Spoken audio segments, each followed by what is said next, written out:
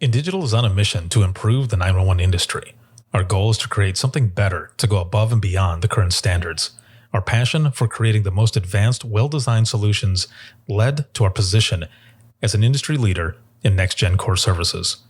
For the millions of calls processed over our emergency IP networks, to our Text for 911 solution, Texty, to our disaster recovery and backup solution, Mevo, it's easy to see we love what we do. For more information, check us out at www.indigital.net. Rapid Deploy believes that every public safety agency, regardless of size, should have access to the data they need when it matters most.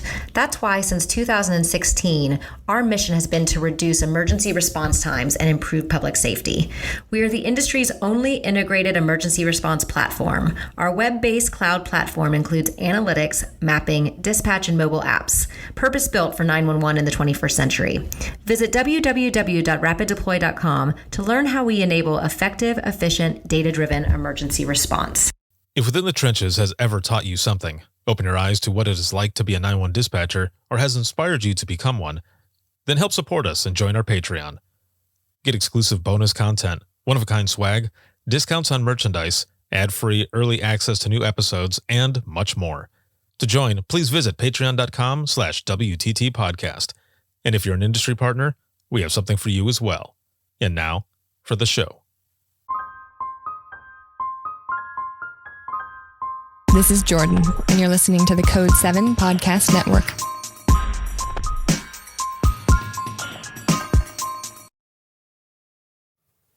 Warning.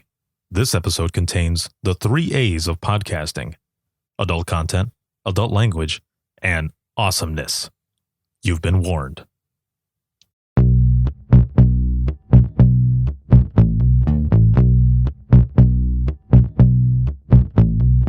Welcome to Within the Trenches, true stories from the 911 dispatchers who live them.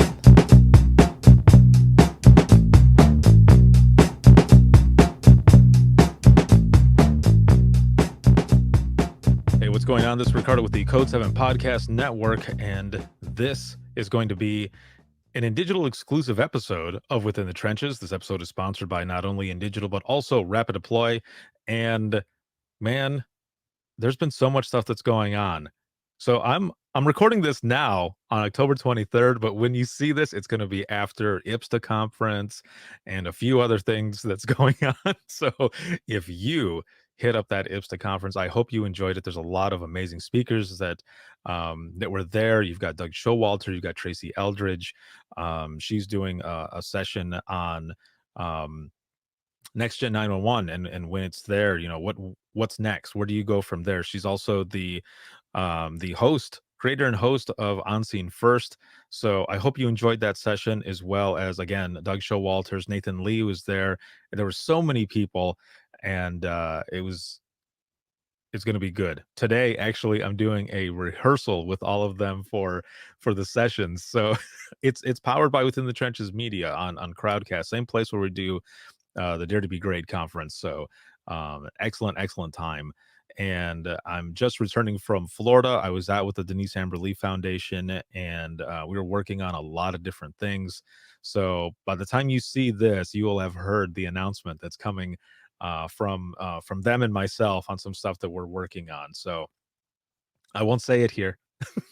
But there's stuff that's coming, and it's going to be good. A big thanks to patrons for everything, and especially all of you who watch, listen, and support. I appreciate it more than you know.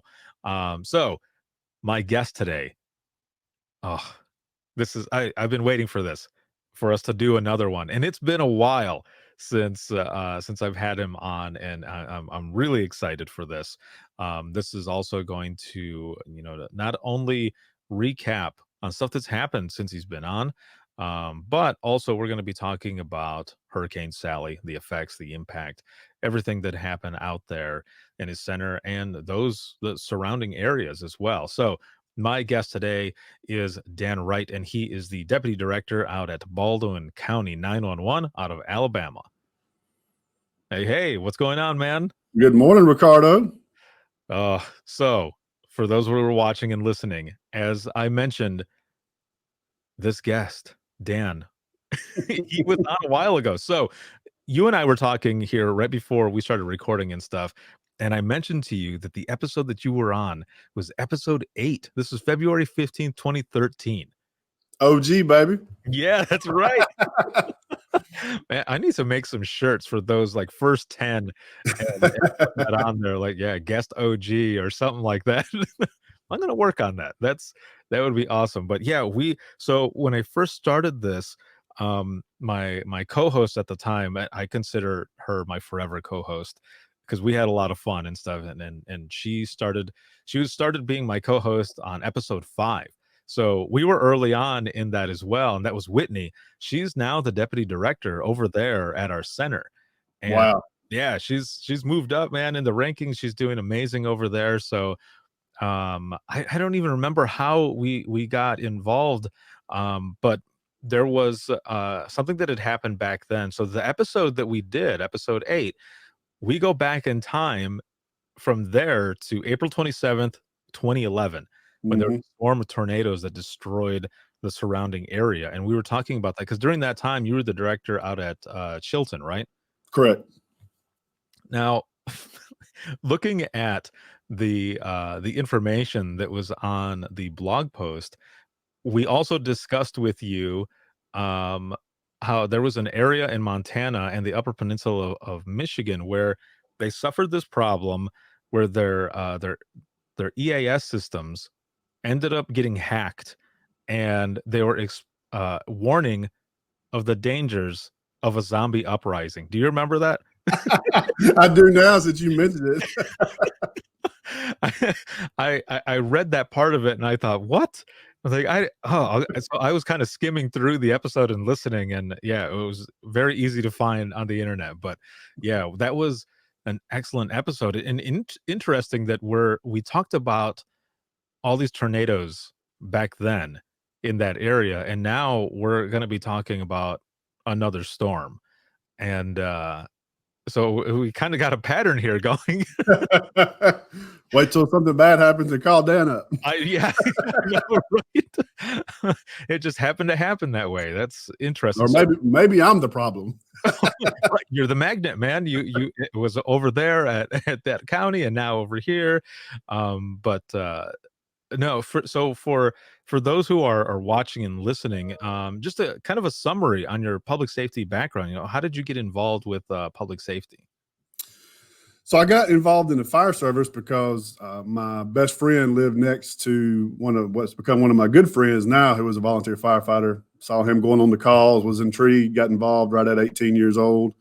Got into 911 by accident because that same friend that was a volunteer firefighter was a 911 dispatcher at the time, and I was starting EMT school. So he's like, we got to open, and you should come out here and hang out with me and see what we do. And so I did that. I got hired there at Chilton County in 2001. Perfect scenario, going to EMT school in the evenings, working night shift and dispatch. And, everything was great. And then got hired as a career firefighter. But through that whole fire service career, I stayed in 911, worked on shift dispatch. Then I got into the GIS side and the CAD database management side. And then in 2011 was hired as the Chilton County director. And then here we are earlier this year, had the amazing and blessed opportunity to apply for the deputy director job in Baldwin County, Alabama, and applied and was very fortunate to be hired and chosen. And so here we sit. And so Baldwin County is on the Gulf Coast of Alabama. There's 2 counties in Alabama that touch the Gulf Coast. We border Florida to the east, and then Mobile County and Mobile Bay to our west. Man, so if we can go back really quick in your summary here, because I think I remember oddly from that first episode that we did that when you ended up getting that director position at Chilton, it wasn't that much longer after you got that position that the tornadoes and everything happened, right? It was actually right before I got hired as a director. It was right before. At that point I was doing the CAD database management and the GIS type stuff, addressing and working on the maps. Oh man. So you're you just all kinds of experience going in, and you're dealing with with that as well. And now fast forward, you're at Baldwin County, and you're talking about the area, and I can see it because of the just bordering as you're talking, because I've been to that Gulf Shores that conference, and I've been all around like that area, as well as when I was working for in digital, traveling from county to county, and doing different trainings or presentations or whichever. So it's a beautiful area. I love it. I definitely love the area. Now, as we're talking about storms and such, so Hurricane Sally, now it made landfall September 16th, right? That's correct. But before that, there's a lot of preparation that's going into it. How many days beforehand did you all start preparing? Because you kind of, the way I mentioned it before we started, is like you kind of sent out um this signal, kind of like a bad signal, on already getting support and preparation and stuff. So how did all this come about? Like what is going on when you first see this being reported in the weather, and you're thinking, okay, we got to get prepared, like this is coming. Well, being on the Gulf Coast, we every time when hurricane season starts, there's preparations that are made to go over plans and make sure that all of the pre stuff that we can do is lined up. And we sit here and we cross our fingers and hope that it turns or it doesn't come to materialize. But I think it was on the Thursday before it hit that we had to start watching it really close and participate in weather briefings, and we started sending communications to our staff on. I know by Friday morning we began, updating them about the potential and all that. So I would say the Friday before we really started getting really prepared for it. What So as I hear you talking about it, I'm trying to picture all of you getting prepared. You specifically as well. You know, what is that like, seeing that coming in? For me, whenever something like that is going on, I always compare it to and I don't know if you like roller coasters or not. I love roller coasters, but it's always that tick tick tick tick tick. That suspense, that anticipation of, oh, it's about to go down. Literally, but you're going up, and then you're Yep. teetering, and you don't know when you're gonna go down, and then whoosh, then it goes down. And that's only the way I can imagine seeing the storm coming in, preparing, but like you're saying, hoping that it goes the other way, that it pivots. But then when it starts getting closer, you've got that moment where here it is. So what is that like for you, though?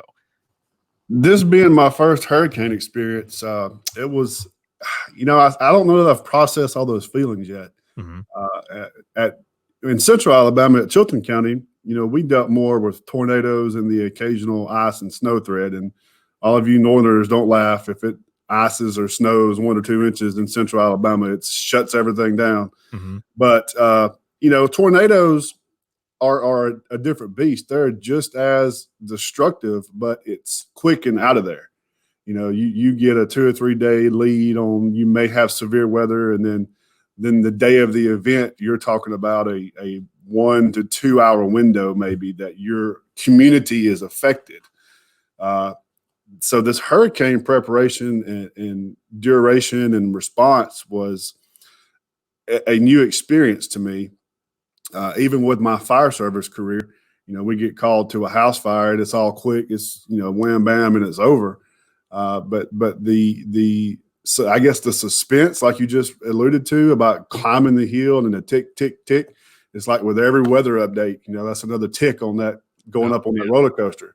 And then, you get 12 hours out and you're sitting there, just like you said, the 12 hours before you're teetering. And, Yeah. For me, it was making sure my people are prepared, making sure that we're prepared as an agency. And then, I learned something new about slow moving hurricanes, and that while they're all unpredictable to an extent, slow moving hurricanes are a different beast. When when 2-mile-an-hour Sally moves in and that Mustang's not going very fast, and I learned so much, and you made a good analogy with the whole roller coaster thing. Yeah, so there's just the way you're saying it, it's you getting prepared, but like you said, you're making sure that all your people are prepared as well. That's a whole other beast. You've got all of this going on, but especially you're trying to pay attention to your people because they're also going to be affected by this. They're the ones who are going to be taking the calls that are coming in from whatever damage is being caused from this. And when you think of damage, also, what are they listening to? What are they hearing? How is that going to affect them? What so that man, I commend you for your job. I don't envy you though, in the sense that, like, that trying to wrap my head around it. Like, I know I could do it in the moment, but it's a lot.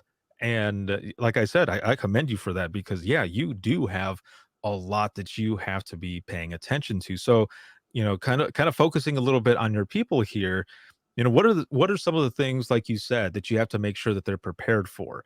You've got the calls, you've got whatever is going on for, let's just say, trees that are down, or power lines or something, but you also have to think about their mental health and wellness. So what are some of those things that you're really thinking about at that time?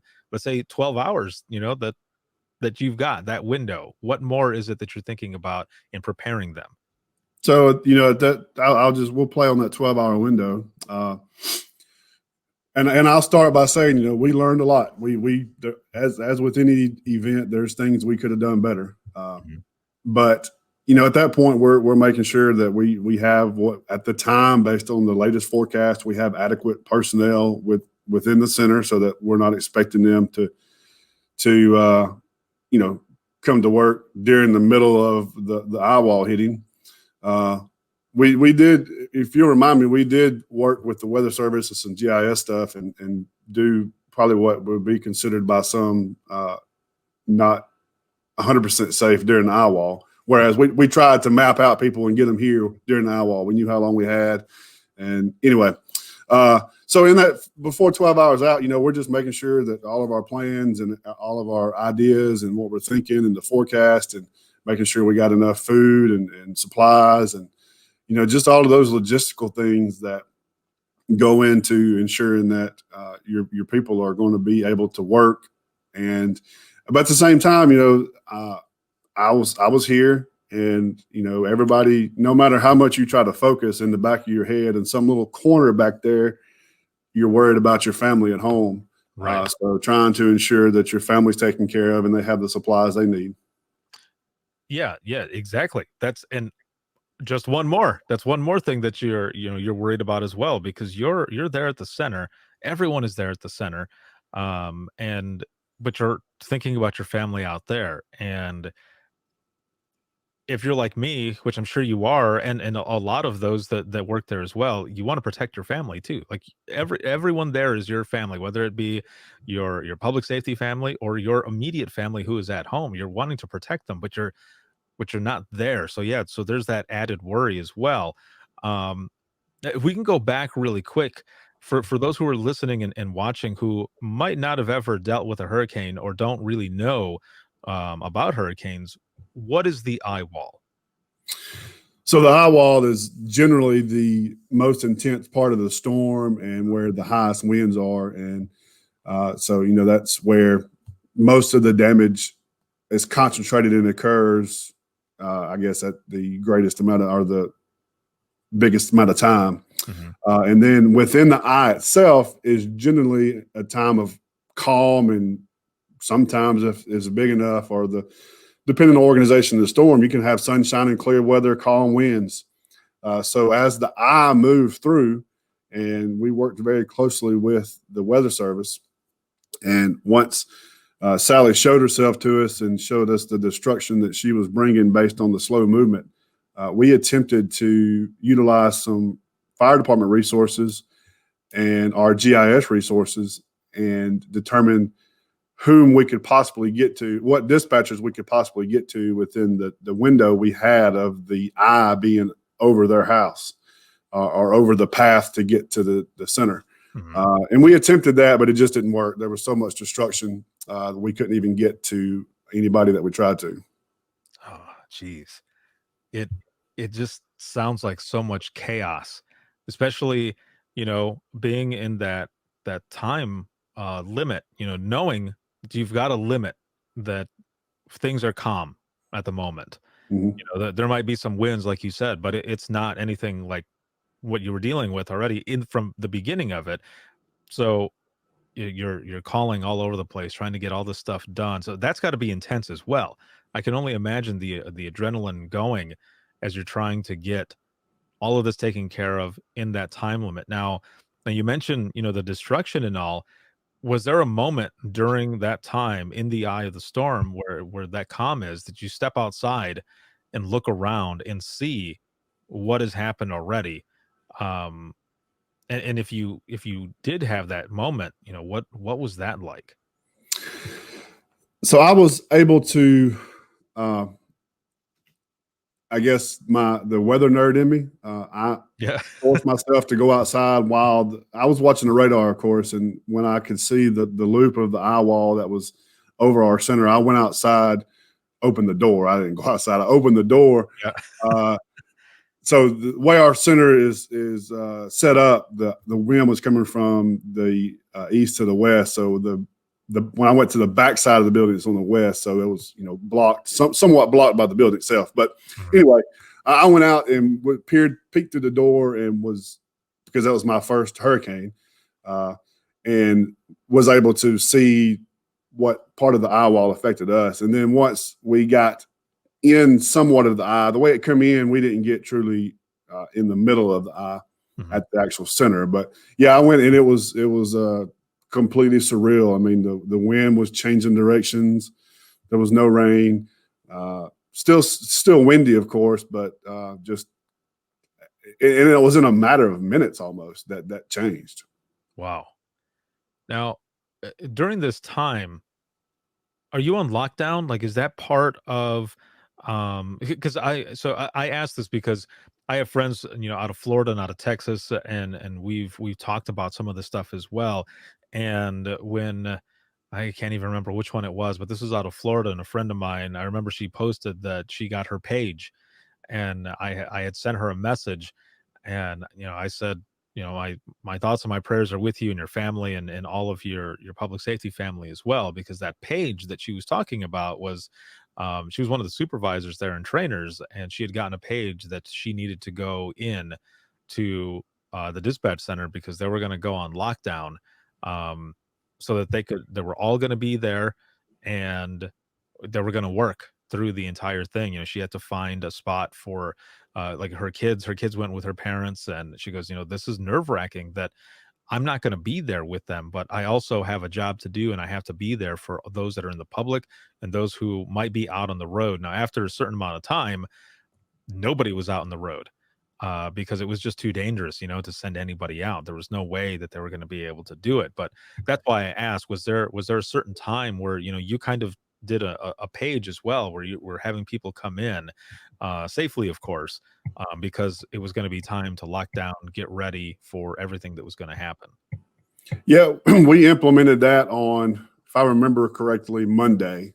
hmm Uh, the forecast changed almost with every forecast update, and that's where we can learn from that, of trying to trust too much, I would say, in the ability of us to control or know what Mother Nature is going to do. hmm But I believe, if I remember now, bear with me, and if I misspeak, you'll have to excuse me because I've lost about probably 5 or 7 days of memory that I'm still trying to get back. Wow. But I believe we implemented that on Monday. hmm And we said, okay, when you report to work on Monday, be prepared to stay for 72 hours at a minimum.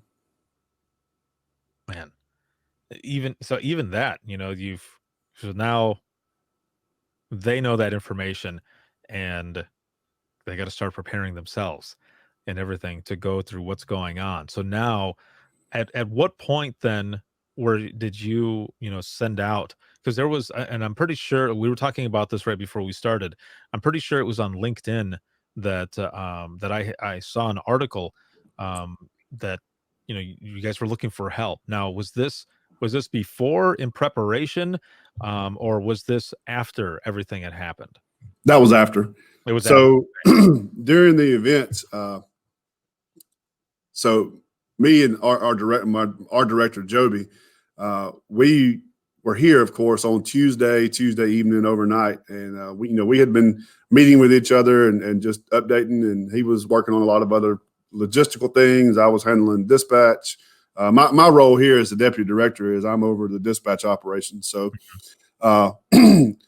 we were meeting and talking, and I told him at one point, I said, I'm just going to go back to dispatch. It had gotten 11 p.m., midnight-ish. Said, I'm going to go back to dispatch and hang out with them and maybe take a few calls. We was in a little bit of a lull, so I had gotten a little restless and wanted to do something. So I go back here and I told him, I was like, I'm going to sit at the console. I said, y'all might have to help me a little bit, but I try to get out there some, but still a little rusty if you don't do it every day. You know how it is.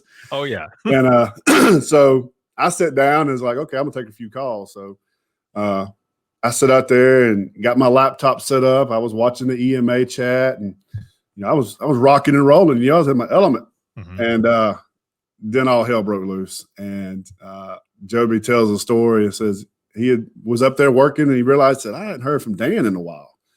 So he said he walked in, and it was just absolute chaos. It was, once it started, it didn't stop. And wow. So it was about midnight, best of my memory, that I sat down, and I believe when I got off the console to finally get up and manage the entire room, by the time we had got people that were here, by the time we realized and it happened so fast and it was so surreal that we were just working and just handling it, and we didn't realize the scope of what we were in. And so when Joby walked in, so much was going on that he actually kind of got sucked into it himself. Mm-hmm. And sat at the console and was trying to take some calls and make some callbacks and stuff. And we finally just kind of looked at each other and got together, and I was like, go wake everybody else up. We need all hands on deck that are here. And so once that happened and we got them in, then I was able to get up off the console and finally see the full scope of what was going on. So that was, I guess, one of those lessons learned for me is I allowed myself to to get down in the ditches or in the trenches, as to play off of your stuff. Is I was in there and may have not been able to do the job that I'm here for. And so again, a lesson learned. But back to the original point. So around 5:30, 6 a.m., we realized that this wasn't going to stop. It was here. It was moving through, but we were beginning to realize the extent of the damage by that point, by the calls we were getting, some of the early reports we were getting from the responders that were able to get out in the eye of the hurricane on the actual physical coast. And so at that point, Joby and I began discussing calling in extra resources for TERT. Excuse me. And so that's where my bat signal call came out, because when we made the initial request to Alabama EMA for a TERT response, we were denied.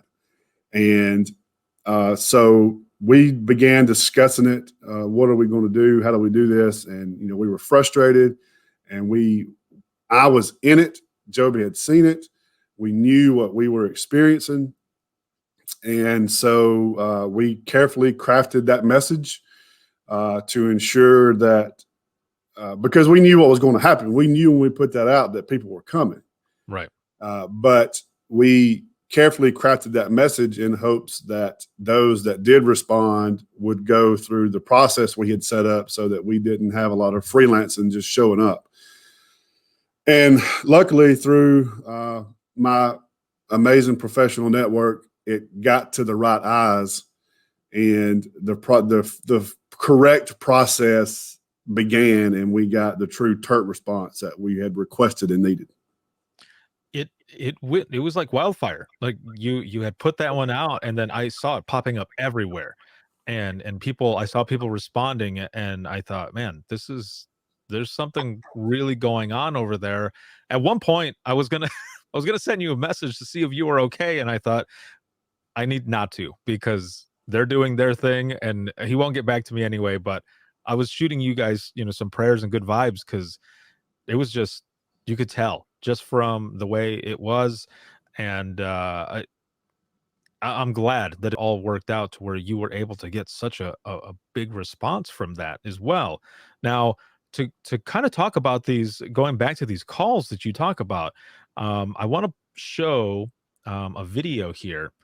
Now, this is from the Logic system, and this is right in that morning. I'm going to go ahead and play this here, because this, excuse me, this actually shows when Sally had made landfall. You see it going through here, and these, all the green pins, for those who are watching right now, and for those who are listening, what we're looking at is a video, and this is analytics, is showing the map and where the hurricane made landfall and is moving, and is showing in real time during that time, all of the phone calls that are coming in. So you've got all these green pins, and these are your wireless phase 2. These are from, cell phone calls. These are all these calls that are coming in. But there's also wireless phase 1 cell phone calls that are coming in. Now, wireless phase 1, that's like for the location and stuff, that goes off of the tower, and there could be like a 12-mile radius of wherever that person is from that tower. And phase 2 is a little better. It brings it down to, I think it's like 3 miles. It might be a lot better now, actually, from what I've seen. But these are all these calls that are coming in. There's also other green pins that I believe are texting ones, but I don't know. I don't believe these are involved, really, if you look on the screen where the hurricane is coming. So this is during that morning time that you were talking about, where these calls are coming in, and they're just coming in and coming in. And like you said, you were right there within the trenches of all of this that's going on. Yep. So just for some context, on an average, so it hit on a Wednesday. On an average Wednesday, we'll take about 675 911 calls and process about 300 CAT events. Mm-hmm. On the Wednesday that Sally made landfall, we took 4,400 911 calls and did 2,500 CAT events. And we also take some administrative line calls for fire alarms and other issues and stuff, and we took 1,000 of those. Wow. So, our call volume was just, it was just, and it didn't stop. It did not stop. It was just insane. Yeah. And so in this what we're looking at right here, this is only like 20 seconds worth of what was coming in. So the numbers up here are different, but that's only because that's just in those few seconds and stuff of what was going on. I can't even imagine it, but I do have another screenshot here, actually, that I can show. Let me make sure that I'm pulling up the right one. But this is just a comparison, really, of the call volume from the week prior and during the week of Hurricane Sally. So in blue is the week prior, and you can see, the calls that are coming in during that week. But then you see in orange that week of Hurricane Sally, and they're just that much more. Yep. I lived it. See that what is it? The midnight to about 3 o'clock time frame. Mm-hmm. Yeah. that's what I lived. But no, I lived all of it. But you can see, that is that peak period there. You can see how much busier we were, and it did not stop throughout the day.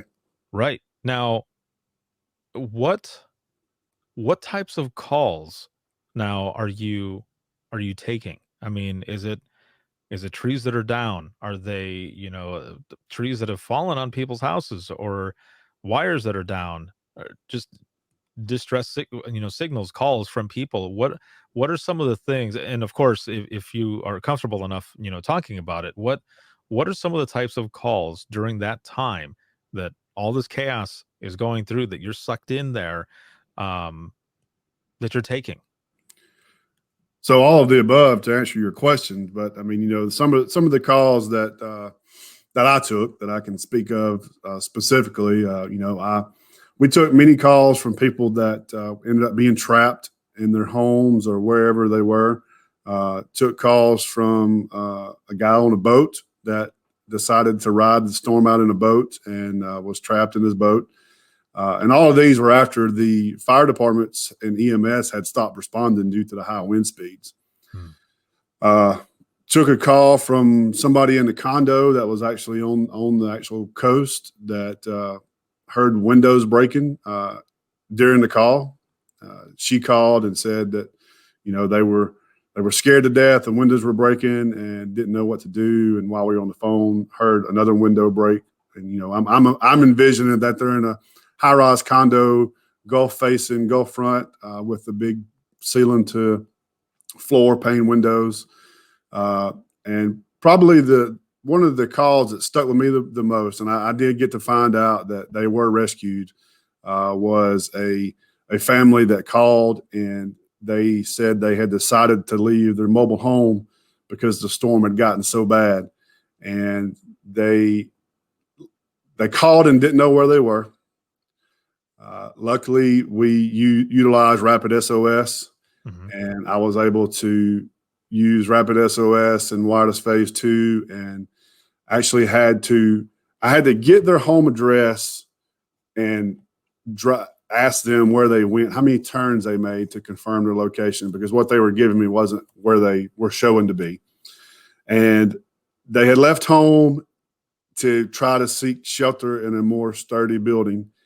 And they made 2 turns out of their driveway from their home, and they wind or water or whatever swept them off the road, and they ended up in a ditch with water coming in the truck.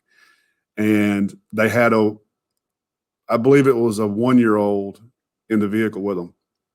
And so, that was probably one of the harder ones that I took myself. But, that scene played out across every person that we had working.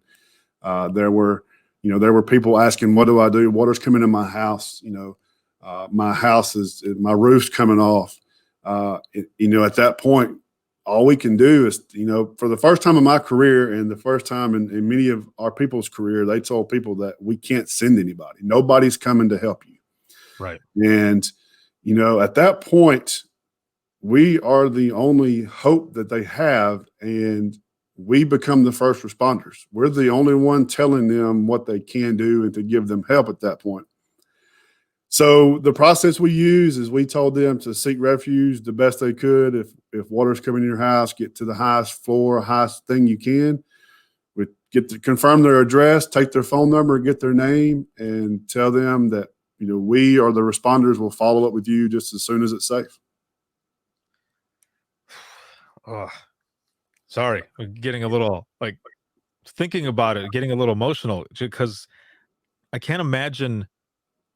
And I've said this in other episodes as well, where people have kind of talked about these responses and dealing with storms like this. I can't imagine hearing all of this, and the fear in their voice, and having to tell someone, we can't send someone to you. Because that's what we do, right? We Right. send out help, and to have to say that to someone, that I can't even imagine. Now with this call that you're talking about, this one that sticks with you. Now, you said that you found out later on that they were rescued.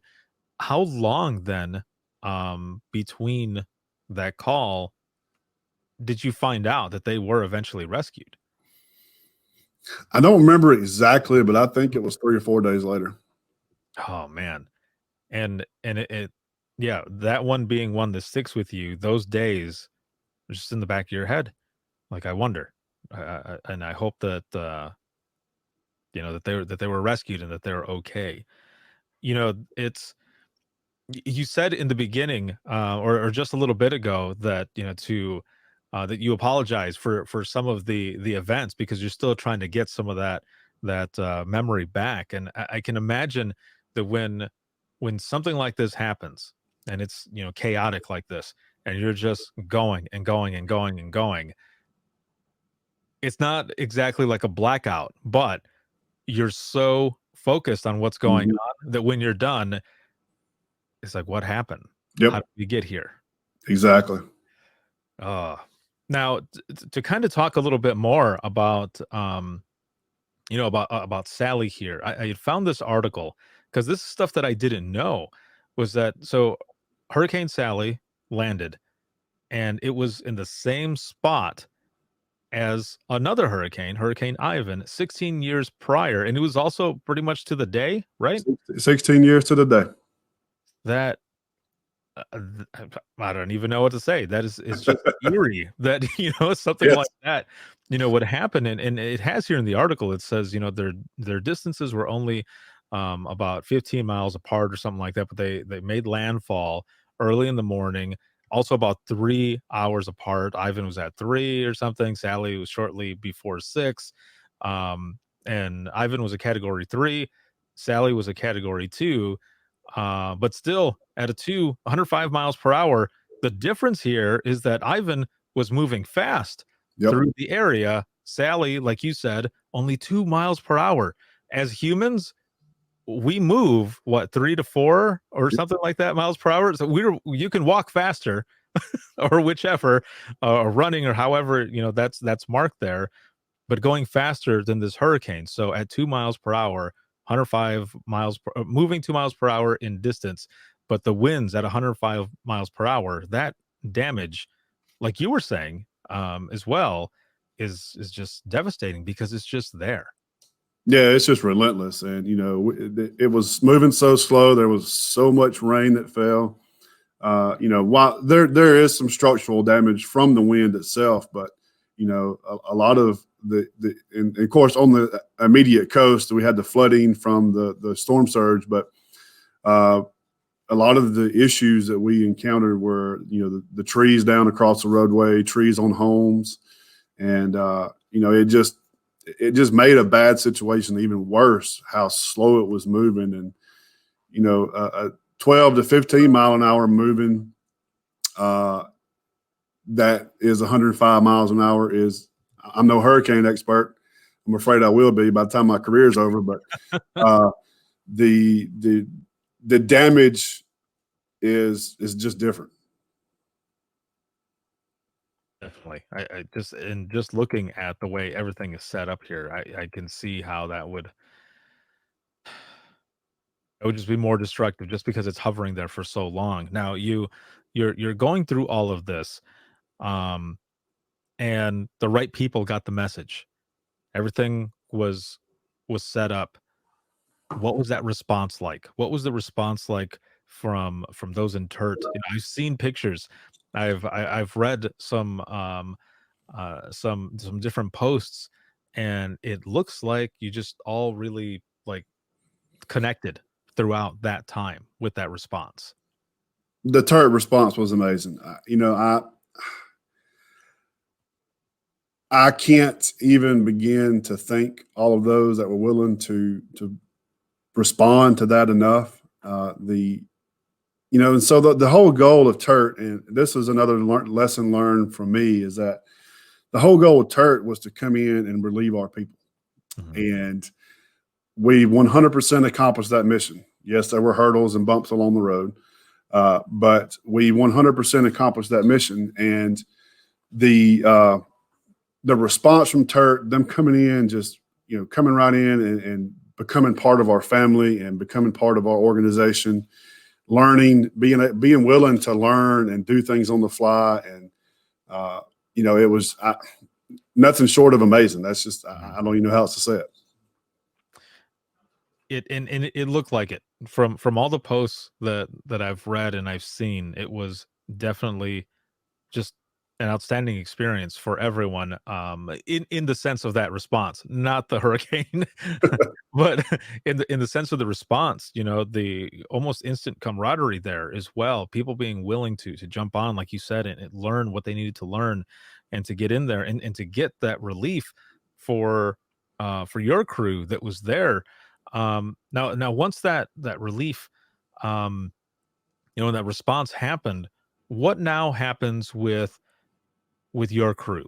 Do they get a chance to go home? Do they get a chance to, I don't know if you have a quiet room there or a spot for them to just kind of decompress, but do they get to go off and maybe even take a nap, sleep or something, because they've been doing it so long?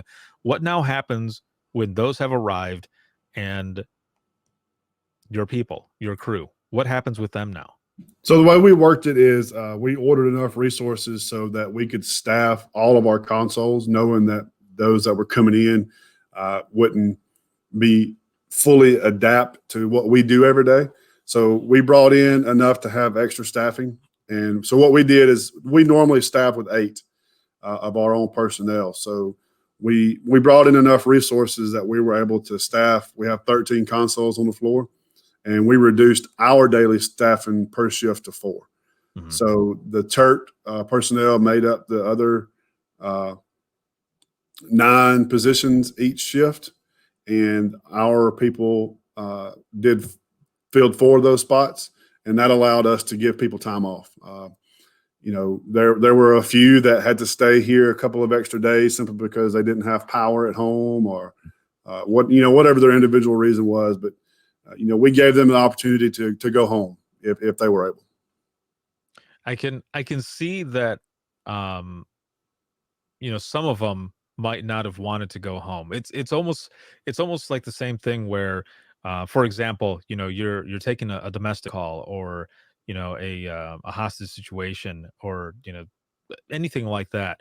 You started the call, and you don't want to leave the call. That's your station, that's your console, and you're going to continue to work it, almost having to pry the person out to say, no, you need to take a break, you need to take a moment. But I can see some of your crew kind of being like that, where I've been here, I want to see this through, because I know for myself, I probably would feel that way as well. Like, no, man, you're not taking me off of the spot, because I know I might, me personally, I'm just speaking about me, that I might feel guilty, after that, because I left my post. But in turn, that's just in my head. Really, I need to get some rest as well.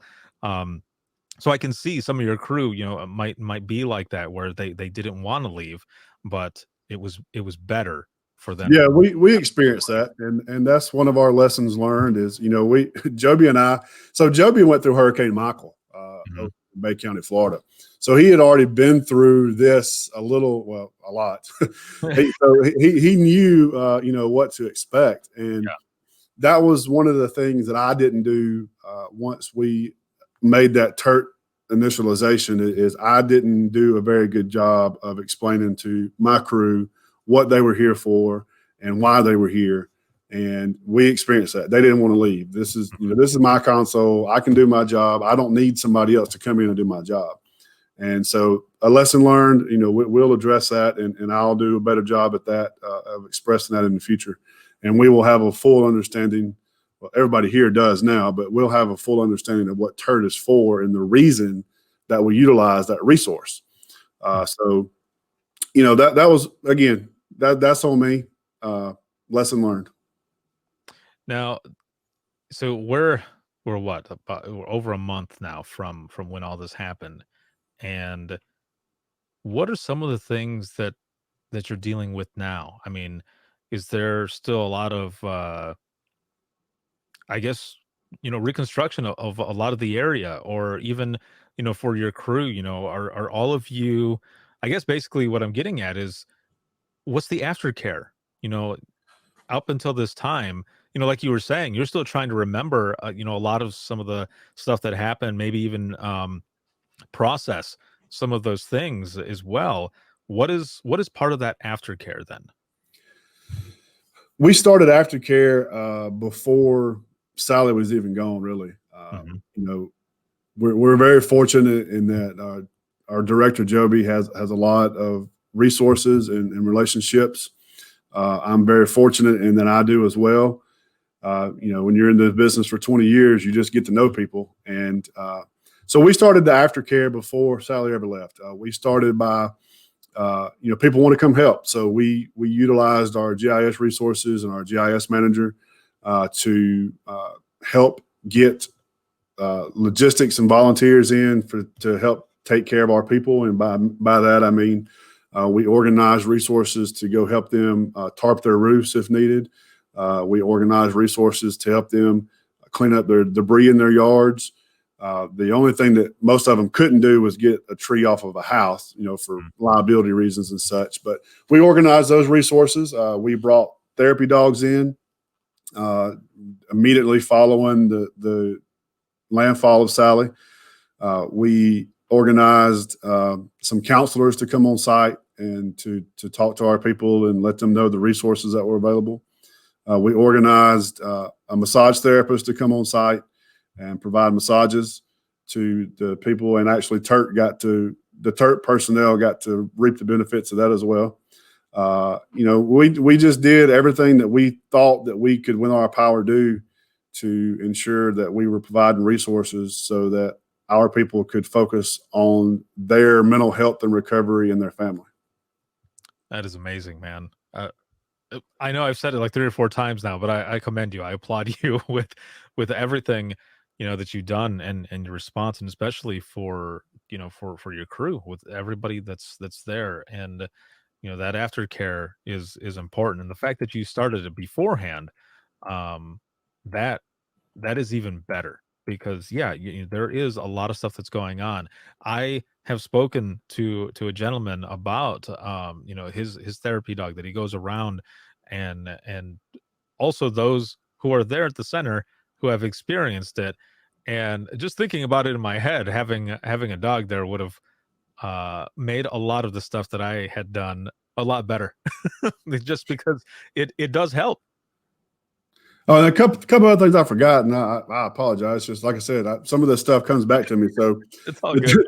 the next day, we had a resource locally that I think it's one of the volunteer fire chiefs. His mom has a snow cone trailer, and so they come on site and did snow cones for the dispatchers. We have one of our employees builds what's some boards where you throw them things? What? The like the cornhole boards. Yeah, cornhole. I couldn't think of it. So we brought a couple of cornhole boards up here, and had those available for them when they was on break to go out and use. And we also put that Craig Morgan concert that they did. Oh yes, yeah. We put that on all of our display screens throughout the center, and we had some food brought in, and so everybody that was off duty was able to gather in our dining room in our center, and just all mingle and hang out and watch that concert. That's pretty awesome, man. So definitely a lot of stuff, because just this. So we've been going almost an hour now, and everything that you're talking about is stuff that people don't usually deal with. Or not just that, but they don't know this other side like you've explained it. And that is full chaos. And for those to be able to continue working through all of it, you gotta find a way to take their mind off of it, at least for a little bit, for that break, like you're saying, and to be able to go off and play cornhole, or to watch this concert that's going on, and in benefit for those of the thin gold line, the dispatchers and call takers. I mean, that just kind of that builds up more and builds it up more, and then ready to go back and jump back in and continue that work. So man, that is amazing there.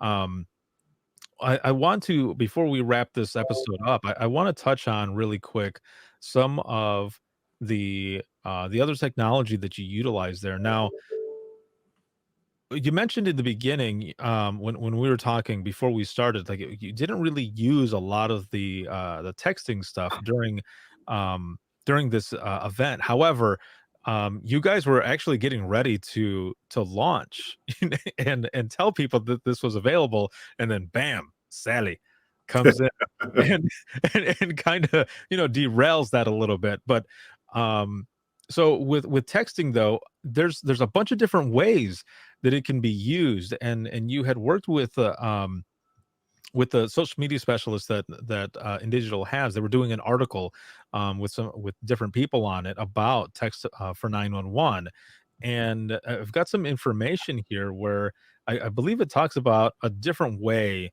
that you use this. Now, at any time, did you use um, this service as a way to connect with those for like trees down, wires down, or talking to anybody or anything like that? It looks like you've implemented text for 911 not only at Chilton when you were there before, which has a population of about 45,000, but Baldwin that is even higher than that at 220,000. Yeah. So, as I told you before the show started, to my knowledge, we didn't get a lot of text and 911 calls during Sally.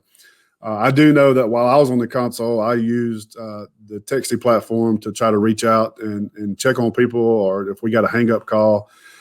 So what we implemented when I got here in May was we began the process of fully implementing texting, text to 911. And so how we use a little on the job training and utilizing the resource and the tool we return every 911 hang up or abandoned call with a text. When we first started it had to be by text, and now it's dispatcher discretion, but a lot of them really like it. So that's what they still use.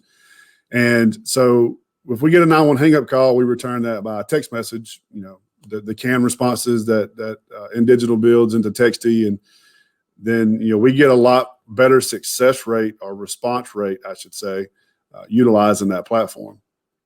One of the ways that we're a little different setup here at Baldwin than I was at Chilton. In Chilton, we were a true consolidated PSAP in that we took all the 911 calls and we dispatched fire, EMS, and law for the entire county. So notifying the road department for trees down is traditionally in our area a law enforcement responsibility.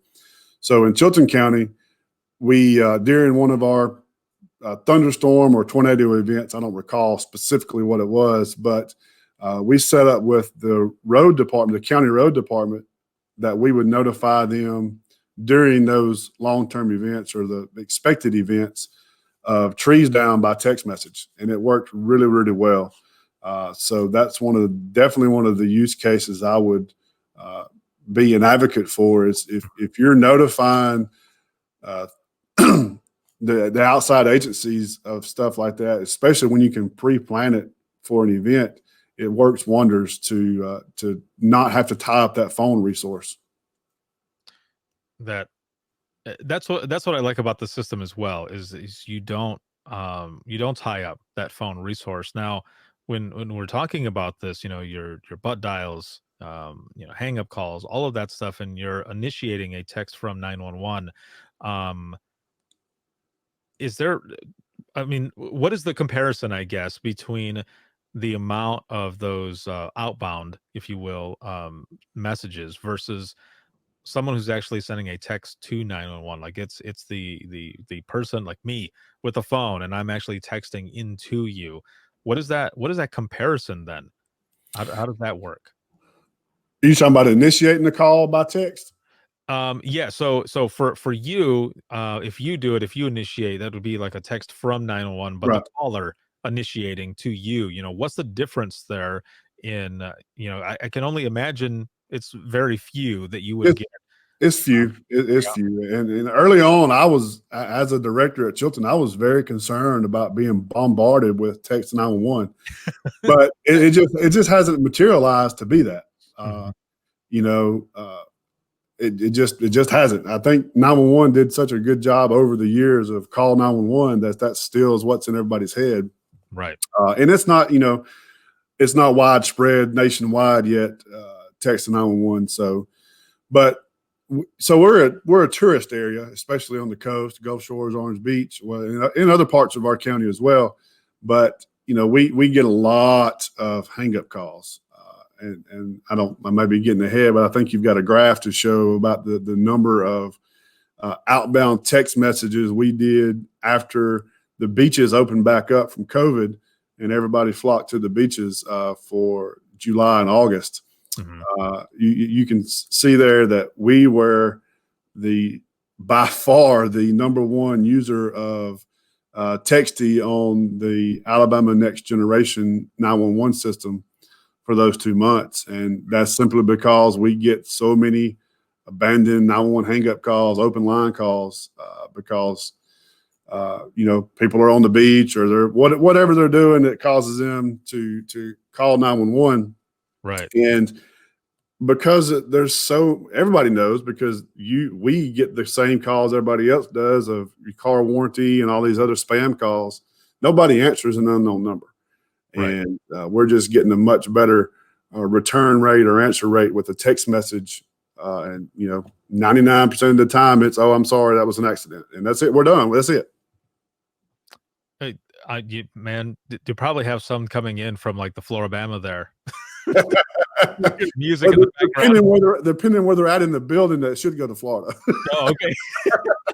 That's true, because it's right there. Oh, that's funny. Well, dude, it's been amazing to have you on again. Guest OG, one of the originals. I'll be waiting on my T-shirt. That's 2X. Yeah, okay.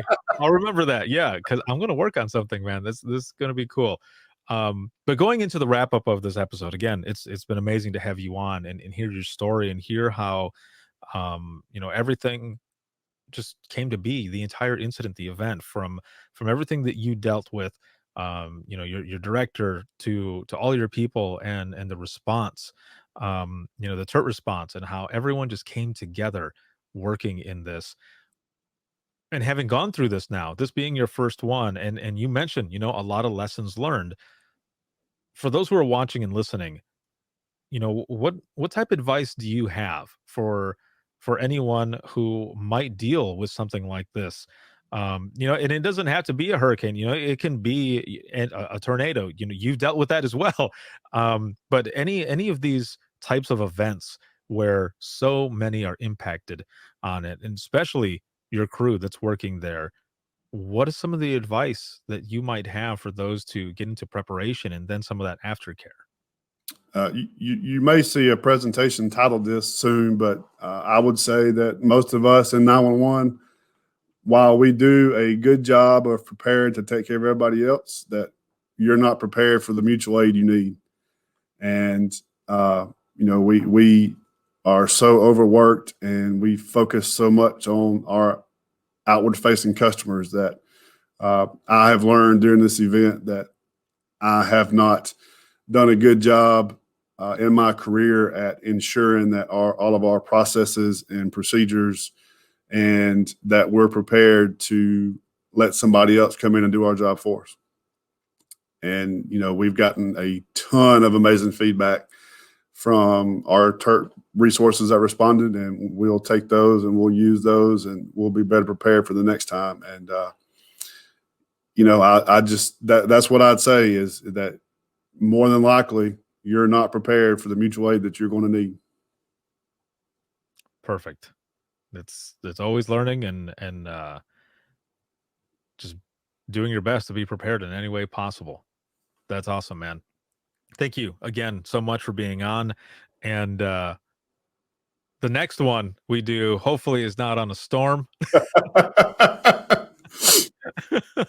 But no, it is always I joke. It's always a pleasure to have you on, man. I was going through some of the notes and everything from that first one, and I was excited. I was excited to have you back on because we had that first one, early on, and then to continue talking about everything that you're doing. A lot has happened since that first one. It has. A lot has happened. So it was a pleasure to have you on again, and I appreciate everything that you do. Thank you so much. Thank you, Ricardo. I appreciate the opportunity, man, and love what you're doing. Thank you. I will be right back with you.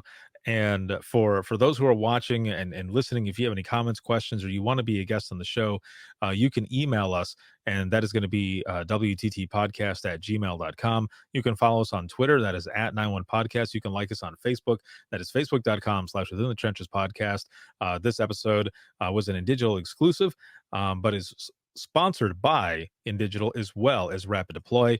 And if you are ever looking for any bonus material, behind the scenes series, Singing Badly in My Car, discounts to the store, swag, t-shirts, and so much more, you can check us out. That's going to be patreon.com/WTT podcast. I appreciate the support more than you know, from all the patrons, especially all that watch, listen, and support. Thank you so much. I wouldn't be able to do everything that I do if it wasn't for you and what you do. So thank you so much.